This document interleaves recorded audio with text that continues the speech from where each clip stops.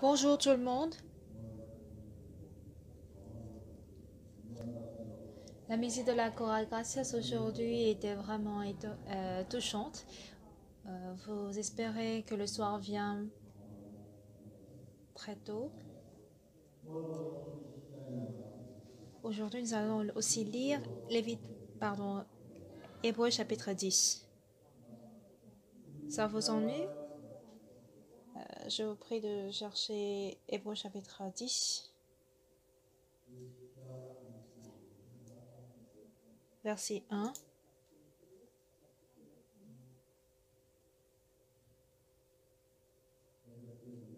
Si vous y êtes, je vais lire Hébreux chapitre 10 à partir du verset 1.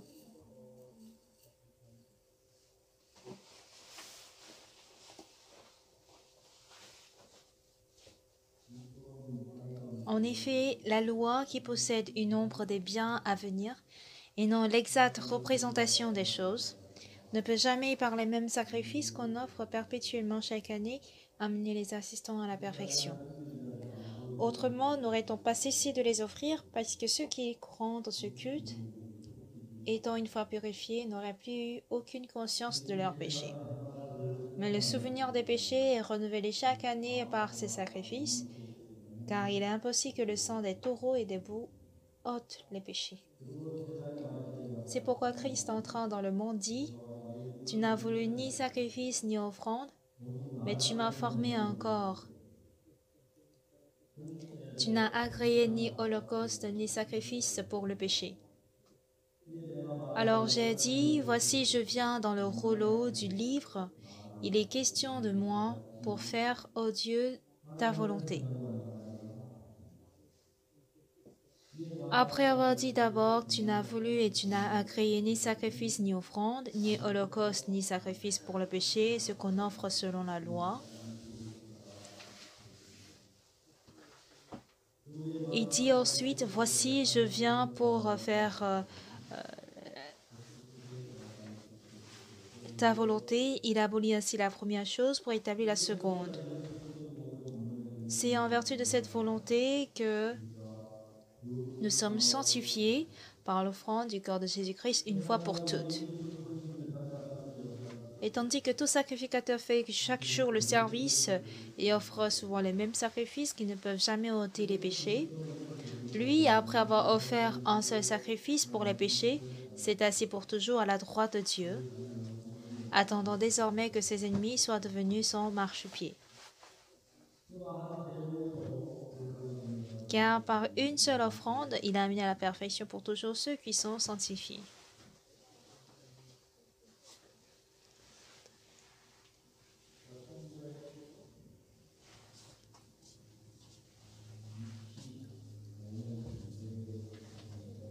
Je suis entrée dans l'armée en 1965. Et après ce service militaire, j'étais en train de prêcher l'évangile à Séoul. Un jour avec ma femme, on prenait la voiture, on passait par Kukak Skyway. Je ne me souviens pas pourquoi. Il y a beaucoup de falaises, des...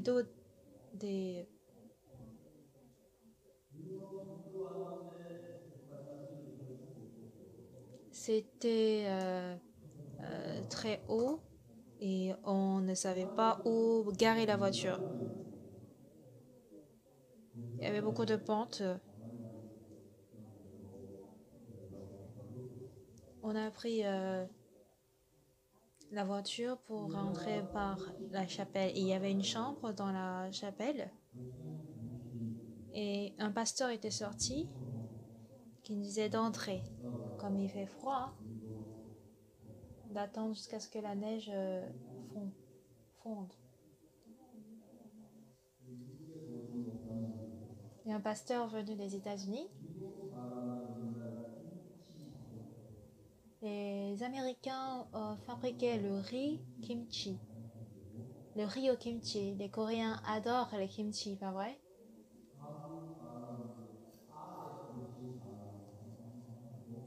Parmi les Coréens, il y a des gens qui vivent sans leur femme, mais il n'y a pas de Coréens qui vivent sans kimchi.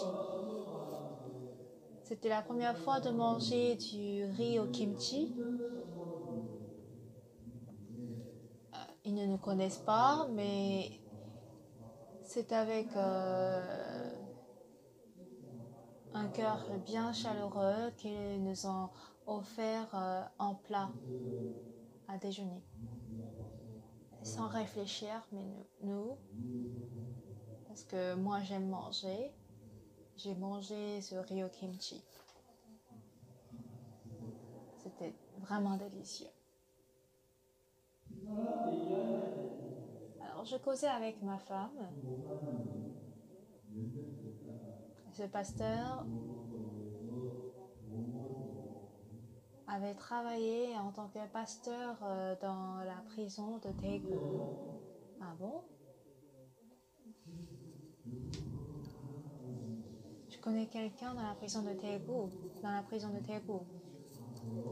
Vous connaissez Monsieur Nam Ki-yeon dans la prison de Daegu? Oui, je le connais bien, dit ce pasteur. Avant d'aller dans l'armée, j'étais allée évangéliser à Daegu et j'ai croisé ce meurtrier à Daegu. Pendant mon séjour dans l'armée, quelqu'un m'a écrit une lettre et dans cette lettre,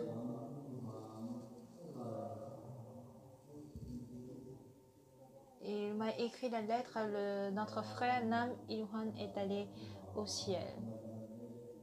J'ai pensé, il est décédé. Il dit qu'il le connaît très bien. J'ai appris que M. Namian est allé au ciel. Vous étiez au courant? Et il a dit oui, je suis au courant. Quand j'ai croisé M. Namirwan à la prison de Daegu, il était un condamné car il avait tué quelqu'un. Et quand il a reçu cette peine de mort,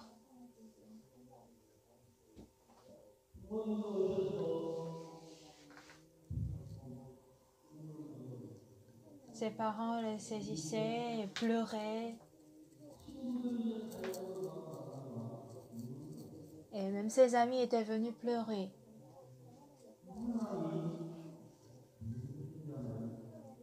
Qu'est-ce que cette personne a ressenti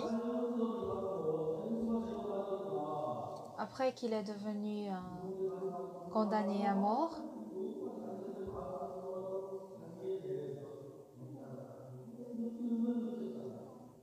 Il pouvait ressentir quelque chose de différent qu'autrefois. Et même ses amis ont ressenti cela.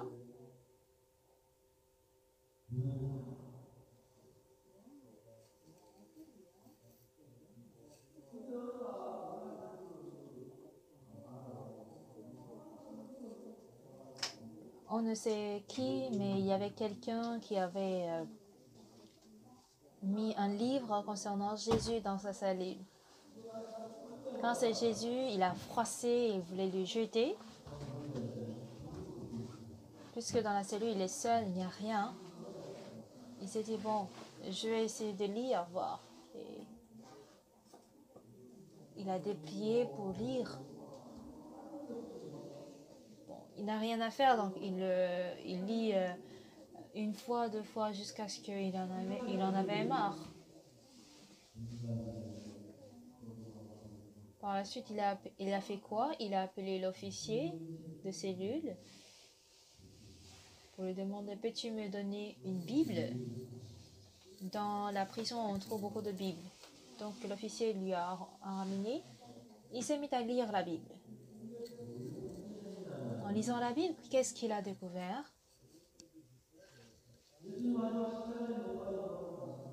Quand Jésus-Christ a été crucifié, il y avait un brigand à côté de lui. Et Jésus dit à ce brigand, ce soir-là, tu seras avec moi. Et en lisant ce passage, qu'est-ce que ce meurtrier, ce frère, lui s'est dit? Parce que je suis condamné à mort, mais mes parents, mes amis s'éloignent de moi. Mais Jésus, à ce meurtrier, à ce brigand, il dit à ce brigand qu'il ira ensemble au ciel. Donc il a senti que son cœur aussi a été soulagé et il a reçu le salut.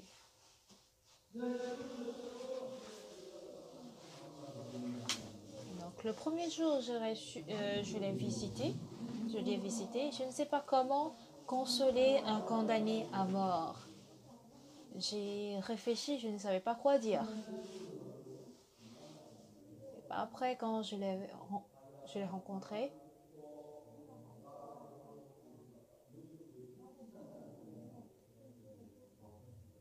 il portait une chemise blanche et je le voyais peigner ses cheveux et de loin, j'ai su que c'était le monsieur Namiran.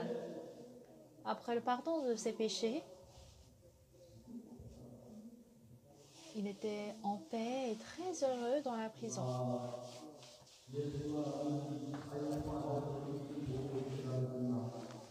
Il se dit, si j'étais pas devenu meurtrier, comment allais-je connaître cet évangile?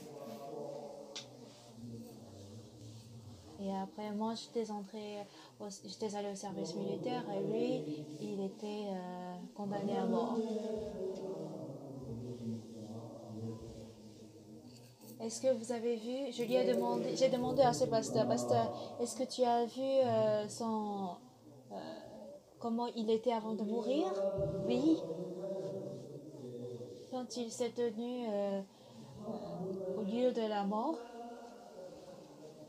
on donne 1 heure, on donne 1 heure au condamné à mort pour dire tout ce qu'il veut, pour qu'il n'y ait pas de regret avant de mourir.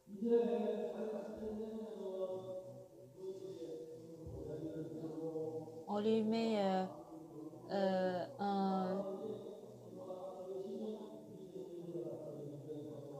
un tissu, euh, un tissu noir sur sa tête et on met une corde sur la tête.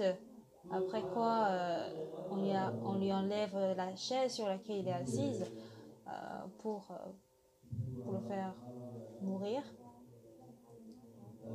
Tu as quelque chose à dire? Lui a demandé l'officier. Il a dit oui. Vas-y. Qu'est-ce qu'il a dit? Pourriez-vous enlever euh, cette étoffe noire? Et ils ont dit oui. Il y avait là le pasteur, les prêtres, les inspecteurs, les procureurs. Et en enlevant ce baluchon, il a dit quoi? Vous aurez pitié de moi.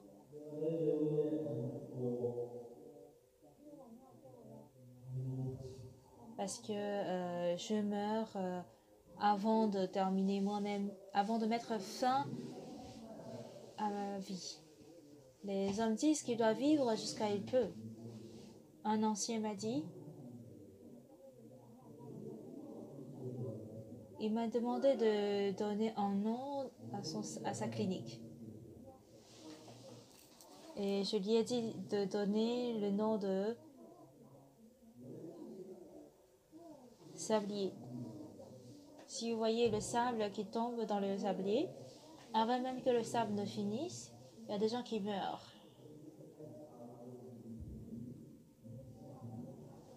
À la clinique, si vous allez dans cette clinique, on vous permet de vivre jusqu'à ce que le sable finisse. Jusqu'à ce que votre vie ne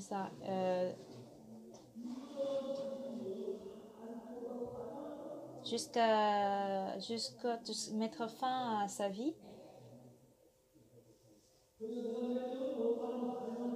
Si je ne mets pas fin si je vis jusqu'à mon destin.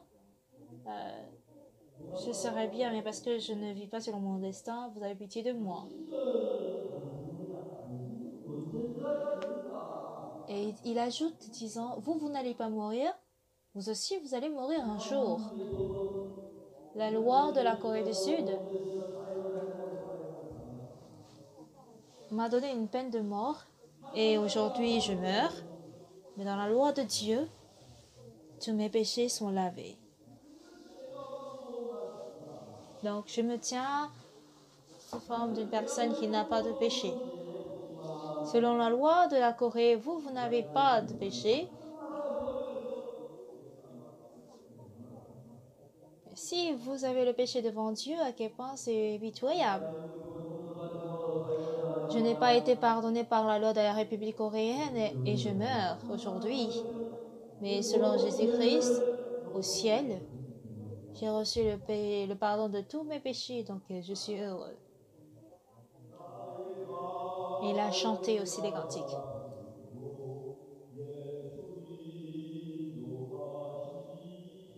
Jésus me dirige et me conduit jusqu'au bout.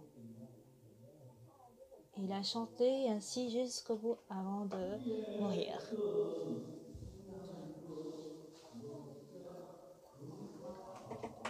Le procureur qui dirigeait son, son exécution,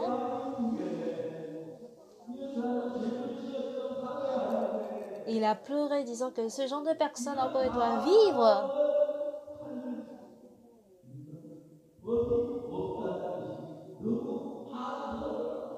Il trouvait vraiment dommage qu'il n'y ait pas de loi qui puisse sauver cette personne. Il savait que ce genre de personne doit vivre. Et j'ai appris que le procureur a pleuré en disant cela. Bien-aimé, si on pêche, on est puni selon notre péché. Et c'est pareil pour Dieu et au ciel. Hier matin, soir, nous avons parlé de Hébreux chapitre 10. Pourquoi est-ce que je suis en train de m'allonger sur ce passage? Depuis tout petit, j'ai fréquenté l'église. Et ma mère était la seule fille unique. De ma grand-mère, seule ma mère était née. Donc depuis tout jeune, elle habitait dans la montagne. Elle écoutait la parole d'un missionnaire et qu'elle fréquentait l'église.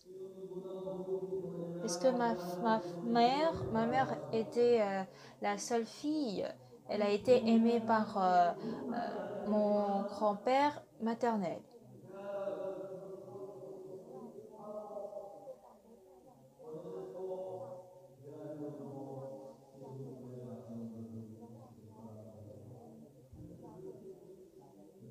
Donc, depuis toute sa jeunesse, elle a fréquenté l'église. Son père a fait semblant de ne pas la voir et sa mère aussi lui a permis. Mais quand elle s'est mariée, c'était différent que sa famille. Elle ne pouvait pas fréquenter l'église du tout.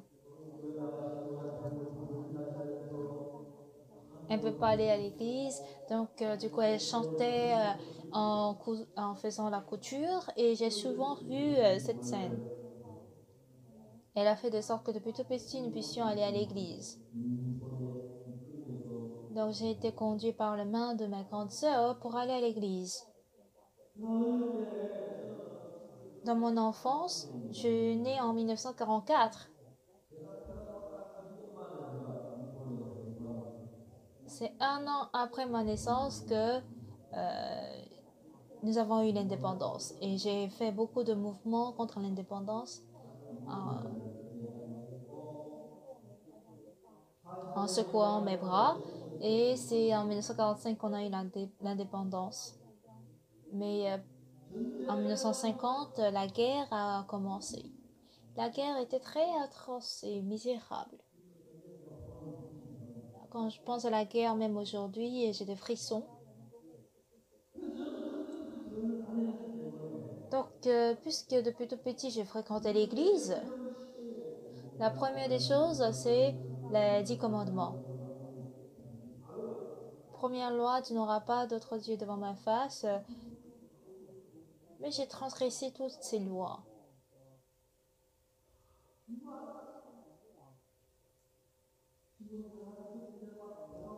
J'ai grandi au village et puisque j'avais faim,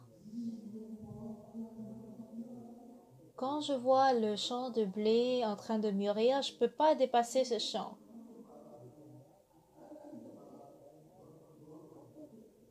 Quand ce n'est pas ni vert ni trop orange, je prends ce qui est jaune et je le fourre dans je le fourrai dans ma poche et je m'enfuis très loin.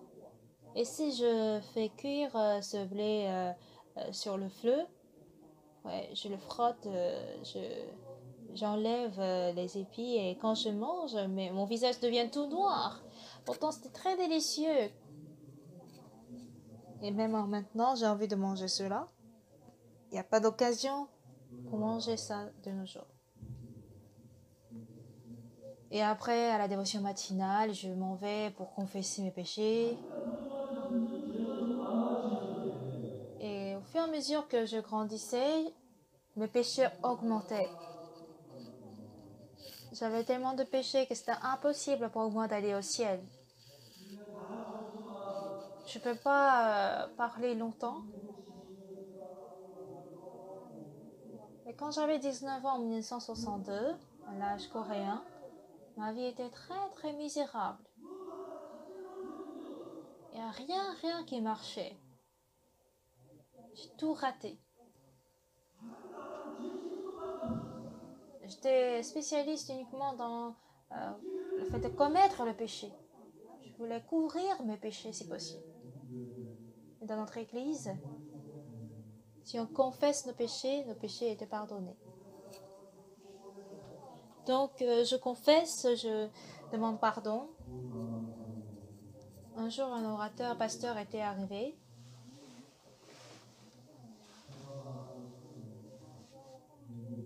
Je lui ai dit, j'ai trop de péchés, que dois-je faire? Il faut confesser. Oui, j'ai essayé, mais ça ne marche pas. Porter les fruits de la confession. Comment peut porter les fruits de la confession? Vous rendez tout ce que vous avez volé. Demandez pardon à tous ceux dont vous avez fait du mal et devez ainsi porter les fruits de la confession. Je voulais croire en Jésus et aller au ciel si possible. J'avais honte de, disons, confesser que j'ai menti à mon ami. Donc je ne l'appelle pas la matinée mais la nuit. Et mon ami est sorti dehors la nuit. Comme j'avais une mine sérieuse, il était un peu embarrassé. Qu'est-ce qu'il y a? Mais c'est rien.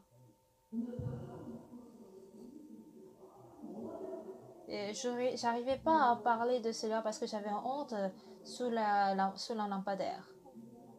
Donc je l'ai amené derrière, dehors. On parle ici, mais quand même viens. Comme j'étais trop sérieux, il était, euh, il était resté trop froid. Je l'ai obligé à venir derrière et je lui ai dit, tu sais quoi? Tout ce que je t'ai dit hier, c'est un mensonge, donc pardonne-moi. Dis, regarde cet imbécile! Il a cru que j'allais parler de choses vraiment sérieuses. Je ne sais pas à quel point j'avais honte et j'étais désolée. Ah, la confession est vraiment si difficile que ça. Je crois que c'était ça, hein, les fruits de la confession. C'est quoi la confession? Bien, la repentance selon la Bible. Alors, mes pensées sont différentes des pensées de Jésus. Croire en Jésus-Christ, ce n'est pas juste adorer Jésus-Christ, mais abandonner ma pensée et accepter celle de Jésus-Christ. C'est ça la repentance. Pour moi, même confesser mes péchés à mon ami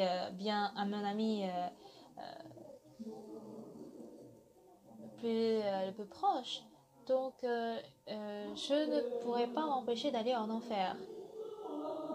Je ne savais pas pourquoi je ne connaissais pas cette vérité.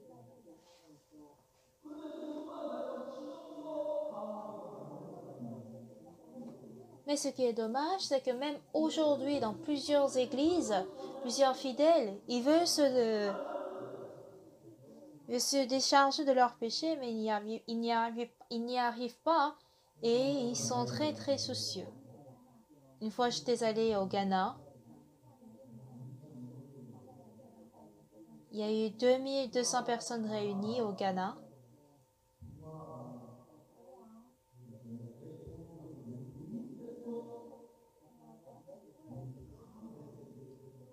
Et là, à la cérémonie d'ouverture, la première dame était venue prononcer une allocution. Et après l'allocution, elle était descendue de la scène.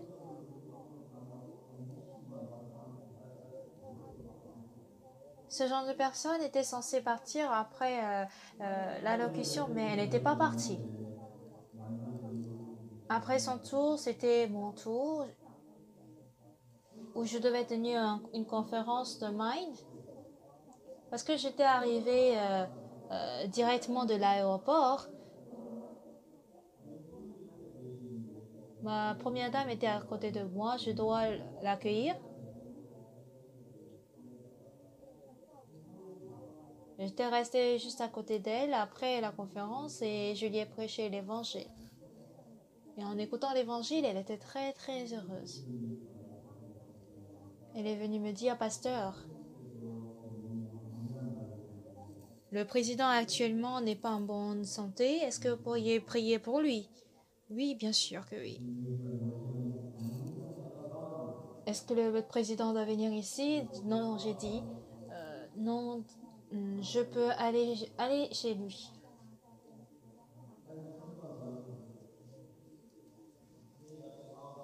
Il a laissé son contact et elle a laissé son contact. Elle a pris notre contact.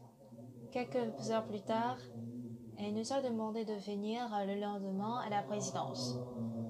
Entre 9h et 9h40, vous irez à la présidence.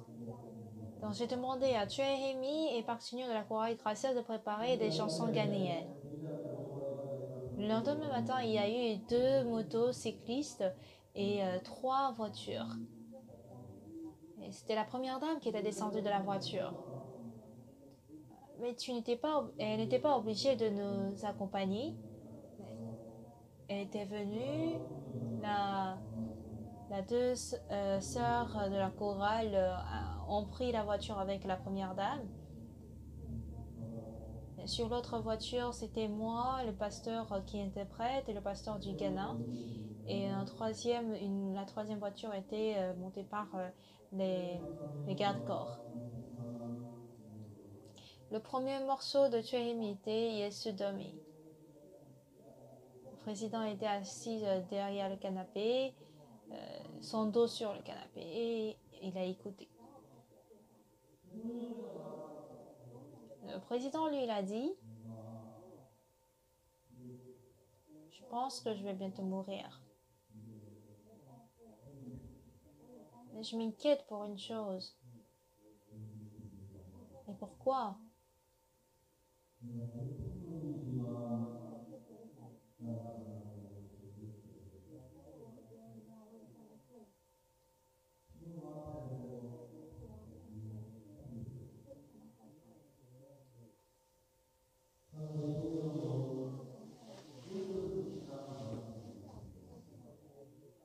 Le président du Ghana,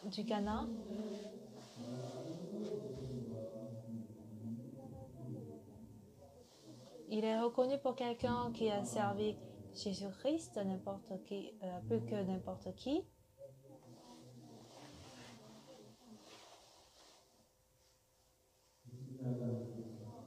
J'ai demandé avec sincérité, Votre Excellence,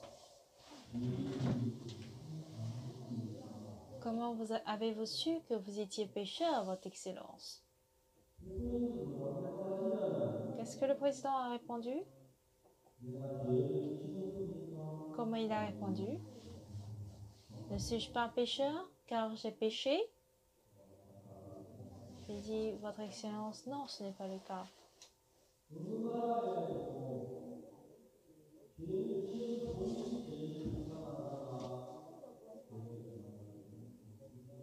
Dans n'importe quel pays,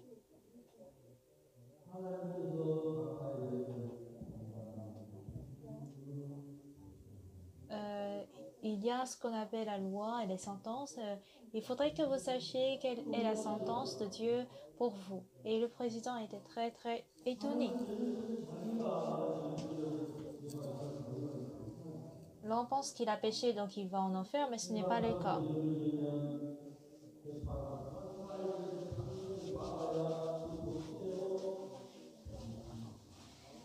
Selon la loi de ce monde, on est pour notre péché, on est jugé par la loi de ce monde. Mais, Votre Excellence, avez-vous une fois regardé la sentence de Dieu? Il a dit non. Vous désirez la voir? Et le président a dit oui. Il m'a demandé où est-ce que ça se trouve. Ça se trouve dans la Bible. Voulez-vous que je le lise?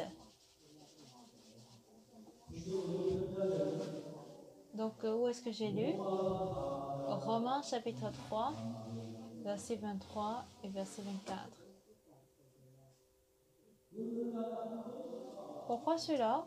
Parce qu'un jour, en faisant asseoir un avocat, je lui ai fait lire le verset 23 et le verset 24. Et cet avocat était très surpris. Pasteur, ça c'est une sentence. Quoi?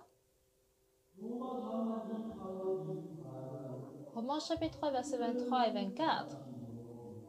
Ça a une forme d'une sentence. Dans Romains chapitre 3, verset 23 et 24, car tous sont péchés et sont privés de la gloire de Dieu. Mais au verset 24,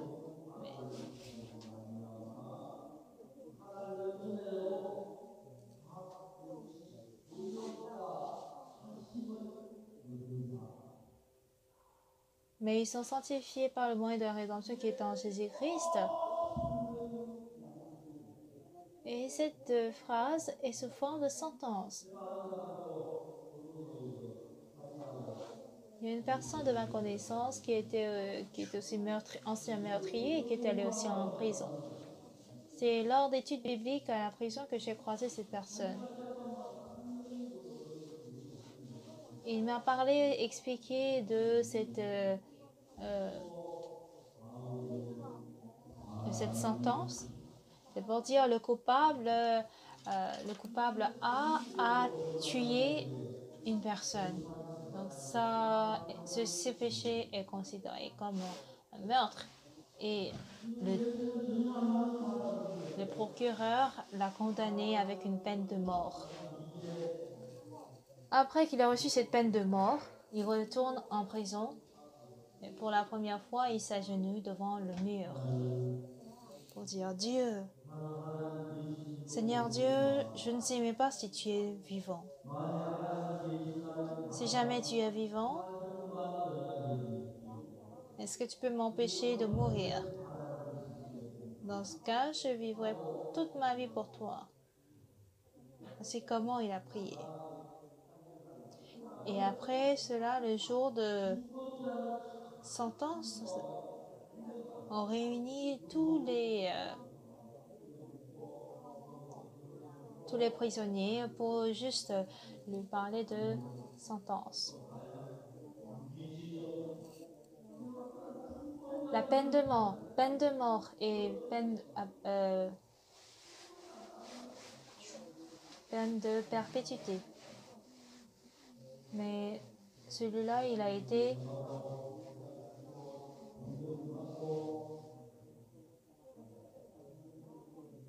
Et quand le juge se met à lire la sentence, Monsieur coupable tel a tué une personne. Donc, il est tout à fait normal qu'il reçoive une peine.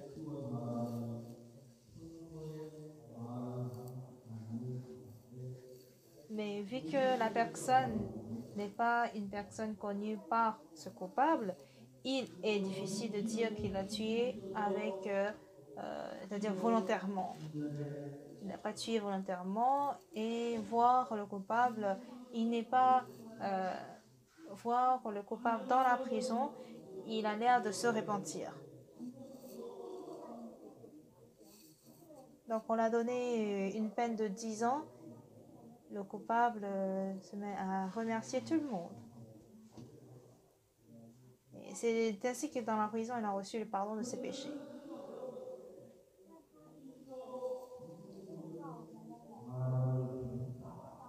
Alors, coupable tel a tué une personne.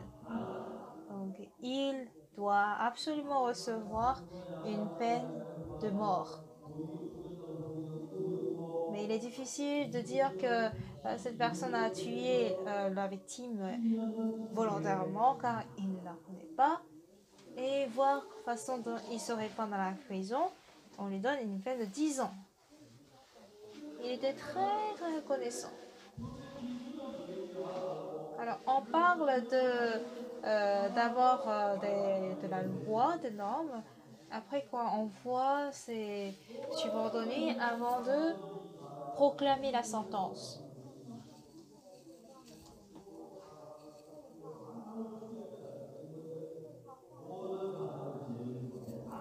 C'est pour ça le verset 23 dit, car tous sont péchés, donc ils sont privés de la gloire de Dieu. Mais par la grâce, mais par après, avant de donner la peine, on doit noter une chose. Mais ils sont gratuitement justifiés par sa grâce, par le moyen de la rédemption qui est en Jésus-Christ. La sentence dit, tu es justifié. Cette sentence, bien-aimée, n'est pas une sentence d'un coupable, ni une sentence d'un adultère ou d'un voleur. Cette sentence s'applique à tous les pécheurs, car tous ont péché. Ça signifie que nous avons péché. On est censé aller en enfer, subir la mort éternelle, mais avant cela, qu'est-ce qui est écrit? Mais ils sont gratuitement justifiés par sa grâce, par le moyen de la rédemption qui est en Jésus-Christ. Jésus-Christ nous a sauvés en mourant à la croix, et grâce à cela, par la grâce de Dieu,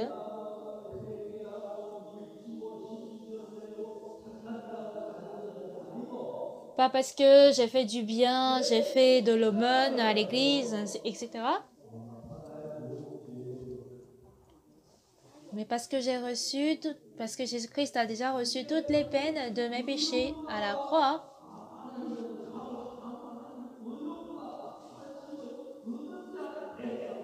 Donc, on a été gratuitement justifié par sa grâce.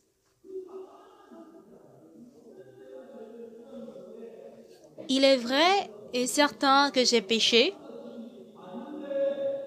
Je n'ai pas péché seulement un ou deux.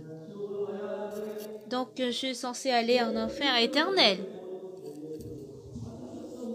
Mais par le fait que Jésus-Christ a reçu toute la peine de mes péchés, je suis donc juste devant Dieu. Donc Dieu proclame tant que je suis juste. J'ai dit ceci au président, Votre Excellence. Romains chapitre 3, verset 23 et verset 24 constitue la sentence de Dieu envers vous, votre excellence. Si jamais vous quittez le monde, Dieu vous montre en avance pour dire, voici comment je vais te juger. Amen. Dans Romains 3, versets 23 et 24, inscrit la parole de Dieu pourquoi? Ah, diacli, ancien lit, prépare. Si tu meurs, voici comment je vais te juger. Donc, n'aie pas peur, ne crains rien, et viens vite au ciel. C'est ainsi que Dieu lui-même, dans Romains 3, versets 23 et 24, il voit nos péchés et il a déclaré cette sentence. Comprenez-vous? Répondez à voix haute. Avez-vous compris? Oui.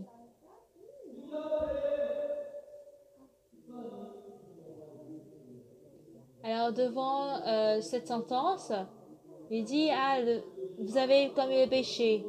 Et par la mort de Jésus-Christ à la croix, vos péchés ont été effacés, donc vous êtes juste, vous êtes pur. Comprenez?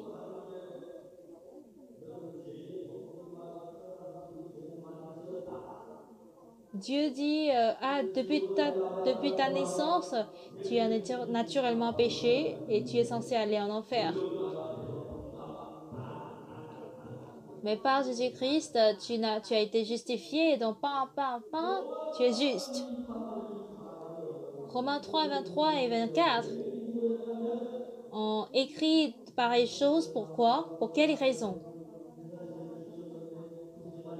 Comme le président du Ghana, ah, j'ai péché, mais comment dois-je faire?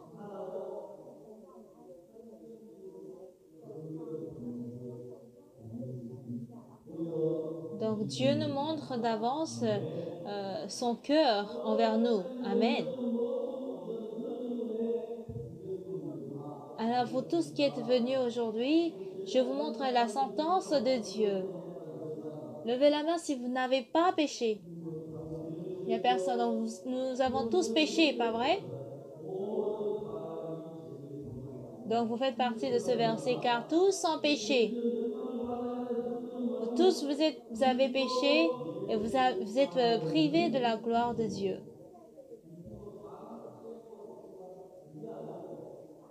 Ce n'est pas du tout cela.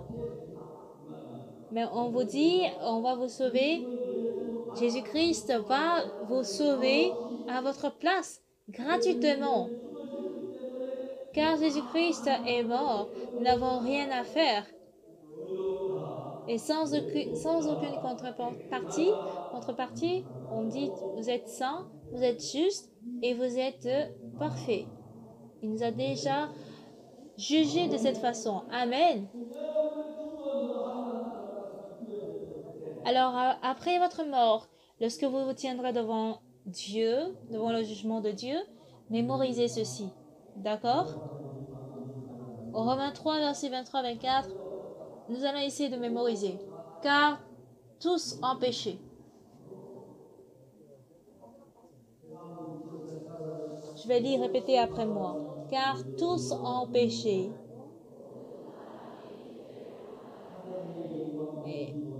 Et sont privés de la gloire de Dieu. Mais ils sont gratuitement justifiés par sa grâce, par le moyen de la rédemption qui est en Jésus-Christ.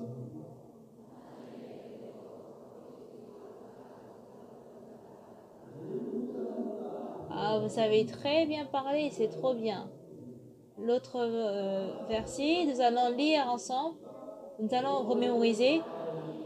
Mais ils sont gratuitement justifiés par sa grâce, par le moyen de la rédemption qui est en Jésus-Christ.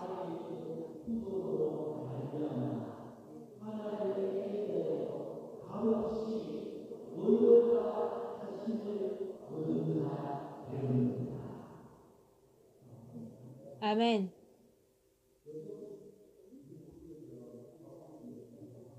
De nos jours, si nous allons sur YouTube, on a les sermons de 2 minutes de pasteur Sopa.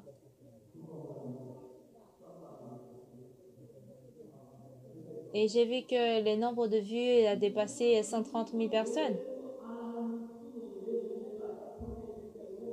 Est-ce que nous faisons partie de Dieu?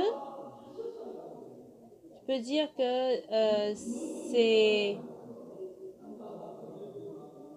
On ne croit pas à d'autres choses, on ne croit qu'en cela. Si Dieu dit qu'on est juste, dans ce cas, on l'est. Les personnes de nos jours qui ne connaissent pas bien Jésus-Christ, parce qu'ils pêchent encore, ils se disent, donc on n'est pas pécheur.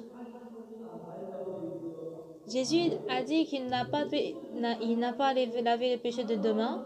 Non, si, il a... Parce que nous devons nous efforcer à ne pas pécher, on doit croire qu'on est déjà lavé. Amen. Croyez-vous que nous avons été pardonnés? Hier matin, hier soir, je vous ai parlé de Hébreux chapitre 10.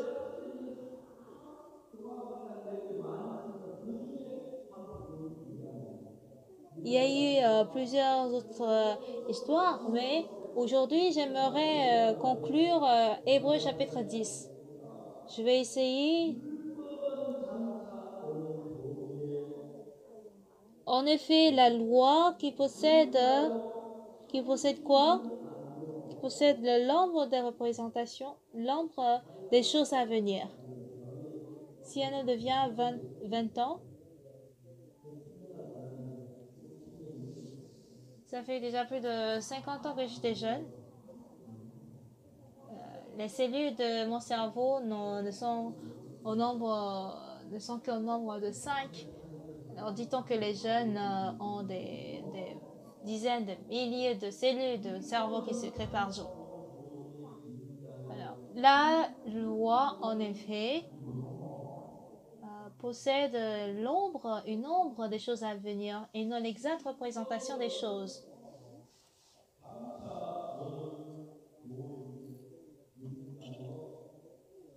La loi est donc l'ombre des choses à venir et non l'exacte représentation des choses. La signification de la loi, pour les gens en général, ils considèrent la loi comme étant les 10 commandements, mais la loi, selon Dieu, a une autre signification. La première, les 10 commandements aussi sont appelés la loi. Tu ne voleras pas, tu ne commettras pas l'adultère, tu honoreras tes parents, tu garderas le jour de sabbat en propreté, ainsi de suite. Cela est appelé la loi.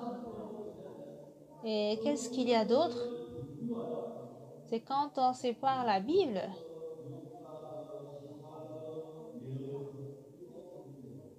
On arrive à distinguer les livres de la Bible, de Genèse à Deutéronome. Ces 5 livres sont considérés comme la Pentateuque, des livres de la loi. Mais les livres de 1 Samuel, 2 Samuel, 1 roi, 2 rois sont des livres historiques.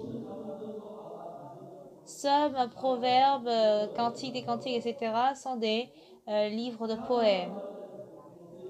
Après, on a Ézéchiel, Jérémie, Daniel, Osée, tout ça sont des livres prophétiques. Et parmi les livres prophétiques, les plus grands prophètes,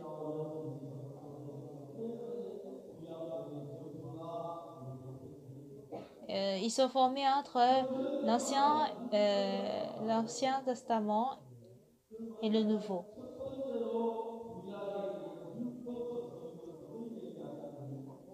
On nous parle parfois des livres de la loi, c'est-à-dire le Pentateuque. Et nous pouvons aussi considérer les 10 commandements comme étant la loi. Alors, chose que je suis en train de dire maintenant,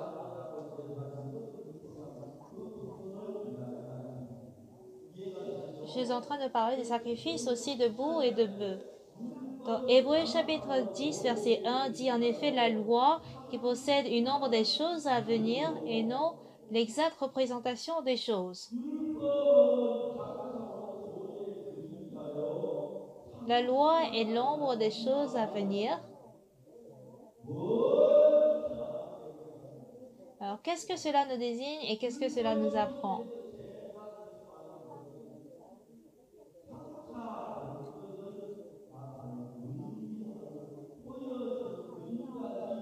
La loi n'est qu'une ombre qui nous montre ce qui va venir. Ce n'est pas la vraie chose, c'est-à-dire que ce n'est pas la véritable représentation, l'exacte représentation des choses.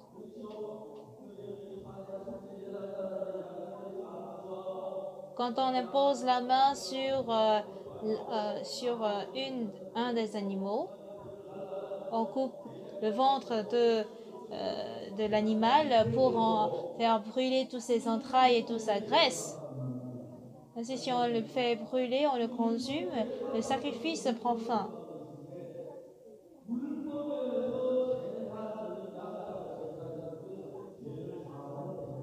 Alors, nous pardonnons le péché, et ceci n'est pas la loi n'est pas la véritable des choses, la véritable représentation des choses, mais ce n'est qu'une ombre des choses à venir. Et par le fait qu'il a mis nos péchés sur les camps de l'autel au ciel,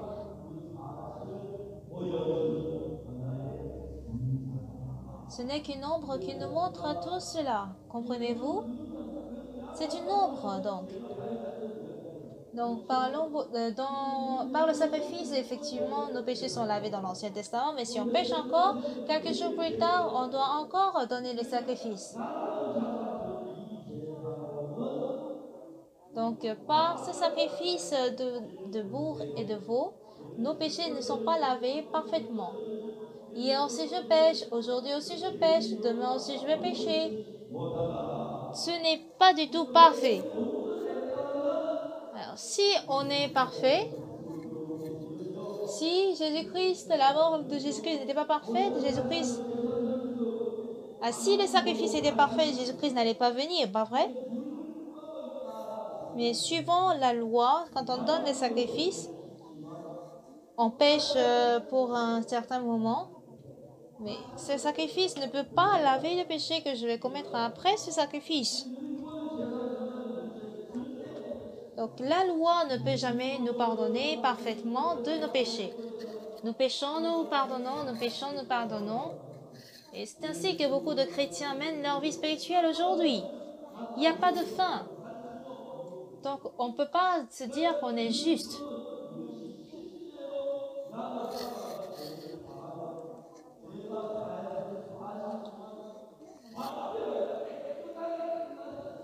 La loi peut nous permettre, certes par les sacrifices, nous pardonner nos péchés, mais ce n'est que pour un moment et non pour éternité, pour toujours.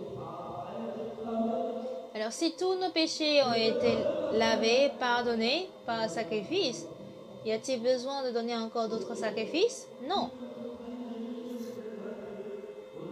Donc dire qu'on pêche encore et que nous pardonnons nos péchés, ça veut dire que cette loi n'est pas parfaite. Comprenez-vous? Dieu ne désire pas faire ce genre de sacrifice.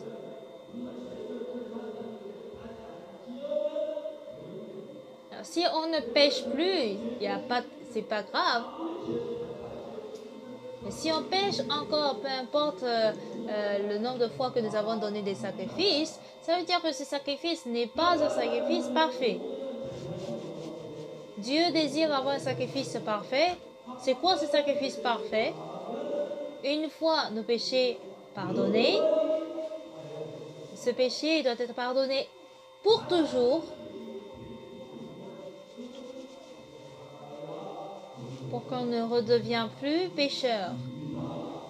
C'est à quoi nous devons croire. Amen. Amen.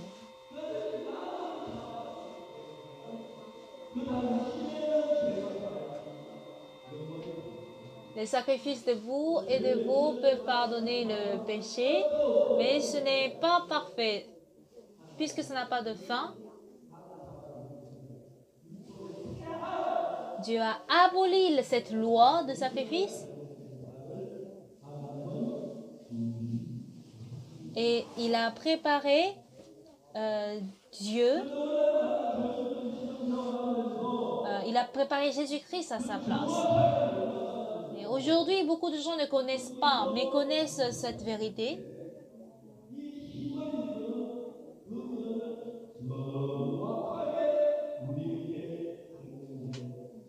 Mais ce livre des Hébreux nous explique précisément cette vérité. Ce sacrifice de la loi, nous le faisons dans le tabernacle. Nous n'avons qu'un seul temple, d'accord? Et ce temple-là, c'est celui qui est au ciel.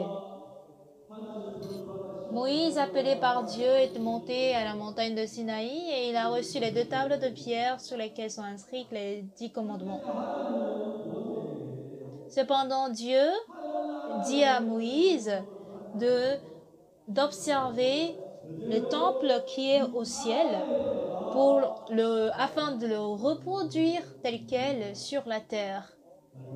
Vous comprenez? Ainsi, Moïse a construit le temple tel qu'il a vu. Il a créé l'arche, l'autel, la cuve d'airain, le chandelier, la table de parfum, la table de pain de proposition, le propitiatoire, toute chose. Il a reproduit exactement ce qu'il a vu au temple, dans le temple de Dieu. Mais le problème, c'est quoi? Le temps, en fait, ne passe pas dans le ciel, au paradis. C'est éternel.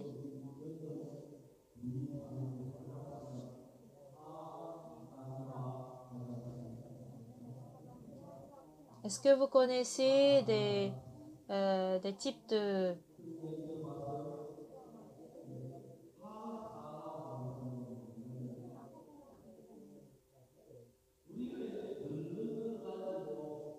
des produits cosmétiques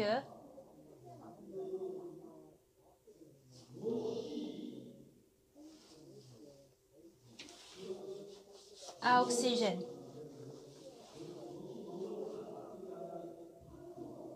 En fait, ce qui fait rouiller les métaux, c'est quoi? C'est l'oxygène.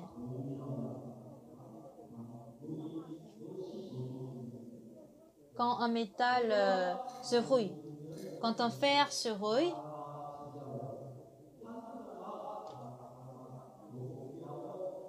c'est l'oxydation en fait l'oxygène qui fait oxyder, c'est-à-dire qui fait rouiller le fer. Mais s'il n'y a pas d'oxygène, s'il n'y a pas d'oxygène, le fer ne se rouille pas. Donc, de même, le visage de l'homme aussi, pour empêcher la vieillesse, on n'a pas besoin. C'est l'oxygène qui permet de vieillir. Parmi les produits cosmétiques qui empêchent la vieillesse, on appelle cela les produits cosmétiques oxydés. Est-ce que vous connaissez ces produits? Pas trop.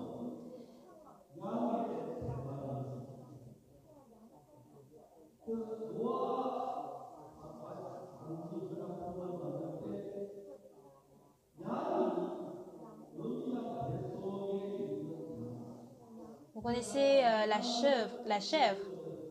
On enlève le petit qui est dans le ventre de la mère chèvre pour fabriquer les produits cosmétiques contre la vieillesse.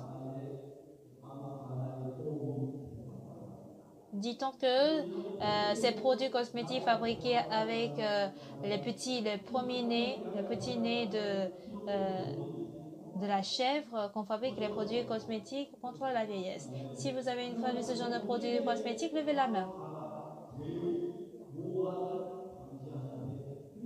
Ces produits cosmétiques permettent de d'empêcher en tout cas la vieillesse. Les femmes doivent être en bonne santé, mais aussi leur visage aussi doit être belle. Mais les femmes s'intéressent beaucoup à la beauté de leur visage, pas vrai? Donc quand ils vieillissent, ce n'est pas beau. J'étais beau quand j'étais jeune. Mais à partir d'un certain moment, on m'appelle pasteur.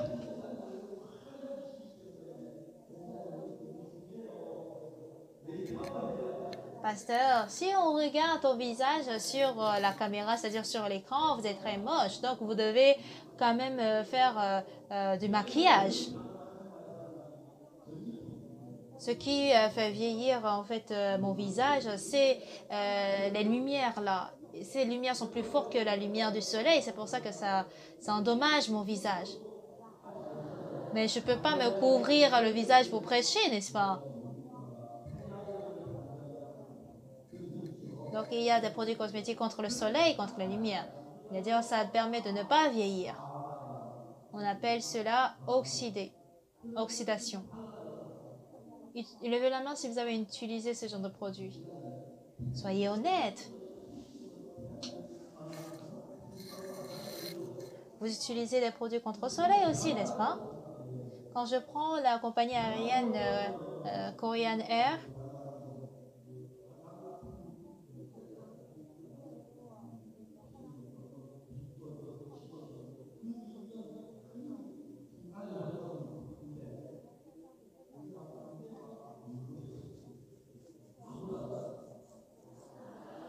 il y a un petit sac dans lequel il y a des peignes, des brosses à dents, la pâte dentifrice et aussi un petit crème pour le visage. Je le garde pour moi et je ne veux pas donner à d'autres personnes parce que dit-on que cette crème est très bonne. Bon, j'arrête de dire des choses inutiles. Mon problème, c'est que je dévie souvent le sujet principal. Je ne sais même pas de quoi j'ai parlé pour aller jusqu'à l'oxydation.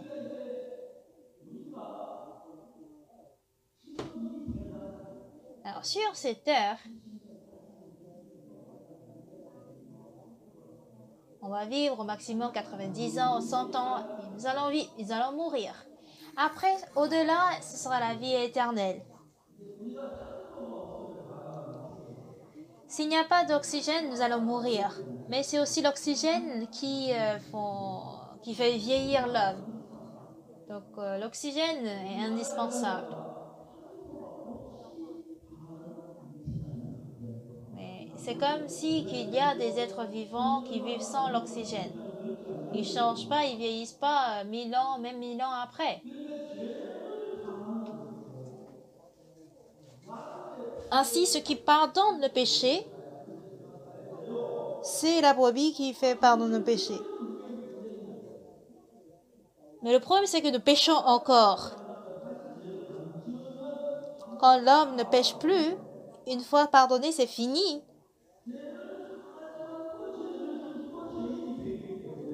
Bien qu'on pardonne le péché, si on pêche, on redevient pécheur. Voilà pourquoi le péché reste tel quel.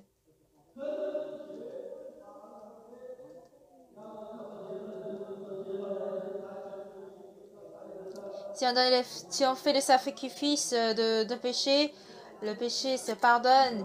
Après, on pêche, on pardonne, on pêche, on pardonne, on pêche. Voilà pourquoi les hommes disent, ah, de toute façon, je vais encore pécher, donc ce n'est plus la peine de payer de l'argent pour pécher.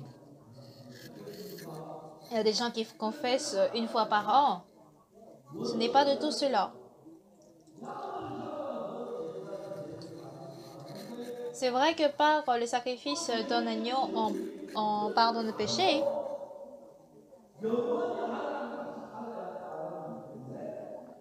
Puisque nous sommes censés vivre éternellement avec Dieu,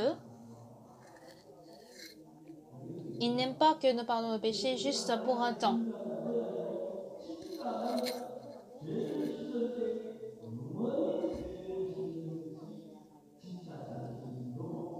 pardonner le péché éternellement, c'est ça, laver véritablement le péché, sans quoi nous allons périr. Hébreux chapitre 10 se focalise sur cette parole. De nos jours, beaucoup de gens lisent la Bible, mais si vous ne connaissez pas Hébreux chapitre 10, c'est difficile de prêcher. Parce qu'on ne sait pas que nos péchés sont lavés éternellement. Nos péchés ne doivent pas être pardonnés tout simplement comme ça, mais pour toujours. Pas vrai? Bien que, après le pardon, il ne faudrait pas que je pêche encore. Mais au verset 1 dit, la loi, mais en effet, la loi qui possède une nombre des choses à venir n'est pas l'exacte représentation des choses.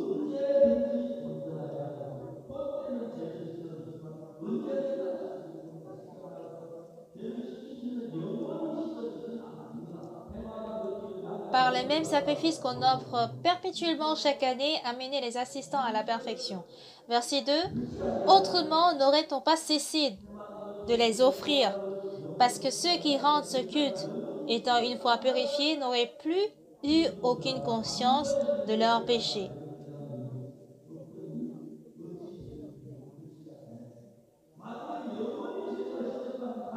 Si nos péchés sont pardonnés éternellement, le péché aurait pu finir, ce serait fini. Vous comprenez? Mais si toujours on n'a pas reçu le pardon de péché, donc ce n'est pas un pardon de péché éternel. Pas vrai? Quand mon fils étudiait aux États-Unis, il était à l'église et après, puisque c'était loin de l'école, il a loué une chambre et il a payé le loyer, n'est-ce pas?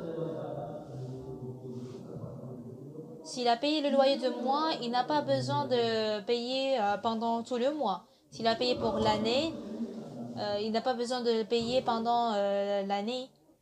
Et de même, si il paye le loyer, il a carrément acheté une maison, il n'a pas besoin de payer le loyer. De même, le péché aussi. Tout comme on n'a pas besoin de payer le loyer si on achète une maison, une chambre, si on pardonne nos péchés éternellement, pas besoin de payer encore le péché. Verset 2. Autrement, n'aurait-on pas cessé de les offrir parce que ceux qui rendent ce culte, étant une fois purifiés, n'auraient plus eu aucune conscience de leur péché. Parce que nous sommes éternellement lavés, pas besoin de de donner des offrandes. Mais verset 3, le souvenir des péchés est renouvelé chaque année par des sacrifices. Nous nous souvenons de nos péchés chaque année, n'est-ce pas? Le verset 4, car il est impossible que le sang des taureaux et des boucs ôte les péchés. Certes, le sang des taureaux et des boucs ôte le péché, mais ce n'est pas pour toujours. Verset 5, c'est pourquoi Christ, entrant dans le monde, dit, tu n'as voulu ni sacrifice ni offrande, mais tu m'as formé un corps.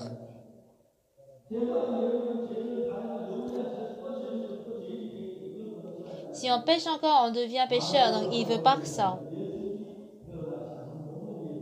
Il a préparé Jésus-Christ.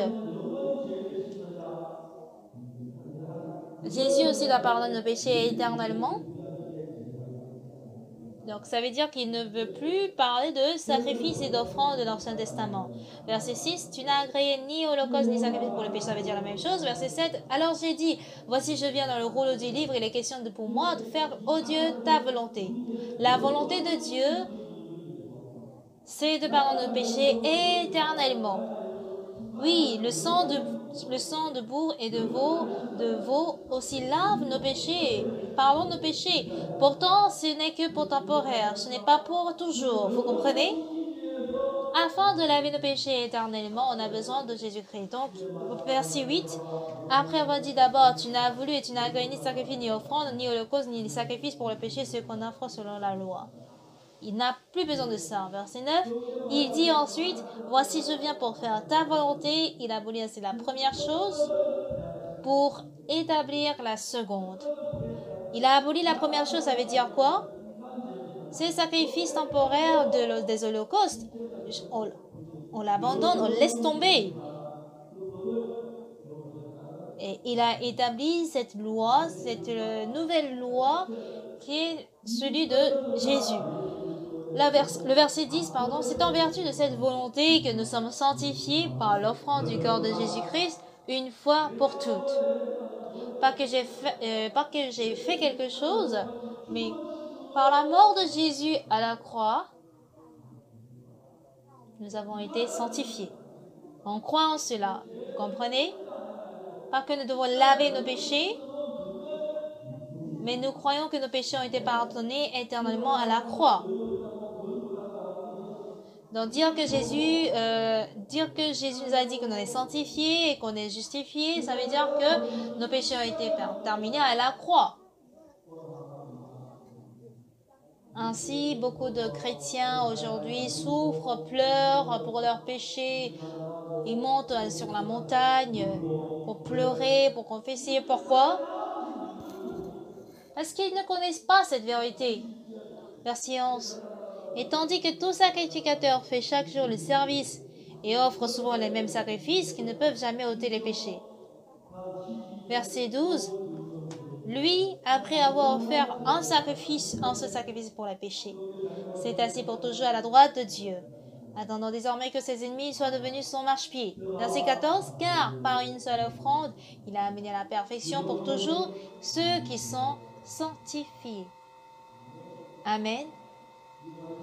Est-ce que vous comprenez? Le sang de Jésus-Christ nous a pardonné pour toujours. Il n'y a aucun jugement qui puisse nous juger. Est-ce que vous pouvez dire Amen?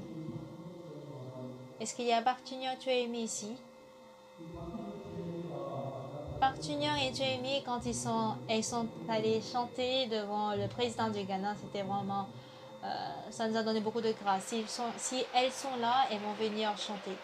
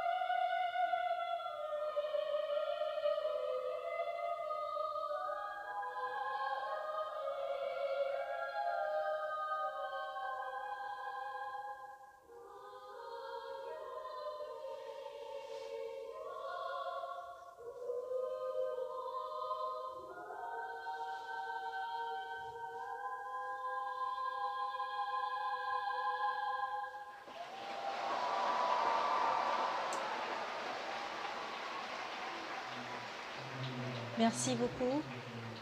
Le président du Ghana, en écoutant ces deux cantiques, a reçu le pardon de ses péchés. Et 4 heures plus tard, il a rendu l'âme.